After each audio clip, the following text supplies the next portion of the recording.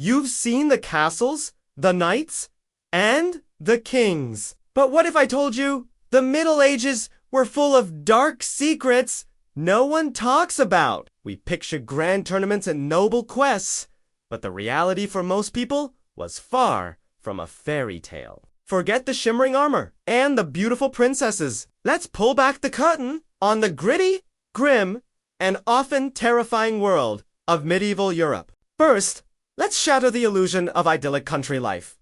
Most people weren't living in charming cottages. They were peasants, living in tiny, dark, and often windowless huts made of wattle and daub, basically mud and sticks. These homes usually had one room, shared with the entire family and sometimes even their livestock during the cold winter months. Smoke from the open fire filled the air, as chimneys were a luxury for the rich. From sunrise to sunset, their lives were dedicated to backbreaking labor on land owned by a wealthy lord who claimed a huge portion of everything they produced. Life was a constant struggle just to have enough food to survive. Now, imagine getting sick in this era. You wouldn't be visiting a clean, sterile doctor's office. Medieval medicine was a bizarre mix of superstition, religion, and guesswork. Doctors, often barber surgeons, who would cut your hair one minute and perform surgery the next, believed the body was governed by four humors. An imbalance was thought to cause illness. So what was the solution? Leeches? They would place these wriggling creatures on your skin to suck out the bad blood, hoping to restore balance. Other times, sickness was blamed on evil spirits or divine punishment. Prayers and pilgrimages were considered as valid a treatment as any herbal remedy. It was a time when a simple infection could be a death sentence. And who held the ultimate power over every aspect of life? The church! Its influence was absolute. It dictated not just your spiritual life, but your daily routines. The church had rules for what you could eat on certain days, the clothes you could wear based on your social class, and even what you were allowed to say. To question the church's authority was to risk being branded a heretic, a crime with severe consequences. This immense power meant the church was not just a religious institution, it was a political and economic superpower that controlled land, wealth, and the very minds of the people. This climate of fear and control created a breeding ground for paranoia, leading to one of the darkest chapters of the era. The witch hunts. While often associated with a later period, the seeds were sown in the late Middle Ages. People desperate to explain misfortune, like crop failures, plagues, or sudden deaths, looked for someone to blame. Often, it was innocent women, especially those who were old, lived alone, or knew about herbal remedies, who were accused of witchcraft. Once accused, they had little hope. They were subjected to horrific trials, and many were burned at the stake based on nothing more than fear and superstition. And if you were accused of a crime, the methods used to extract a confession were the stuff of nightmares.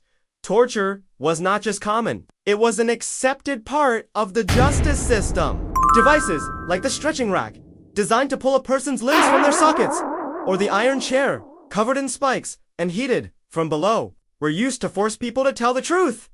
The goal wasn't justice, it was a confession, whether true or not. The mere threat of these instruments was often enough to make anyone admit to anything. Even for the nobility, life wasn't as glamorous as it seems. Those magnificent castles we admire today were cold, damp, and incredibly smelly, without running water or a proper sewage system. Sanitation was a massive problem. Toilets, known as garderobes, were just stone chutes that emptied into a moat or a pit below the castle walls. The great halls were drafty, and rushes strewn on the floor to soak up spills and wastes were rarely changed, creating a foul-smelling, unhygienic environment. Imagine the stench of hundreds of people, dogs, and leftover food all crammed into one space. Then came the ultimate horror, the Black Death. In the mid-14th century, a devastating plague swept across Europe, wiping out an estimated 1/3 to 1/2 of the entire population. It was a terrifying, unseen enemy. People would go to bed healthy and be dead by morning. Entire towns and villages were abandoned, left to the ghosts of those who had perished. Fear ruled everything. People turned on their neighbors, families abandoned their sick, and society teetered on the brink of collapse. The scale of death was unimaginable, leaving a deep psychological scar on the survivors. But even in the deepest darkness, there is a flicker of hope. The Middle Ages were a brutal test of human endurance. Yet, from this crucible of hardship, fear, and survival, humanity emerged stronger. The massive loss of life from the plague ironically led to better wages and more opportunities for the surviving peasants. People began to question old authorities,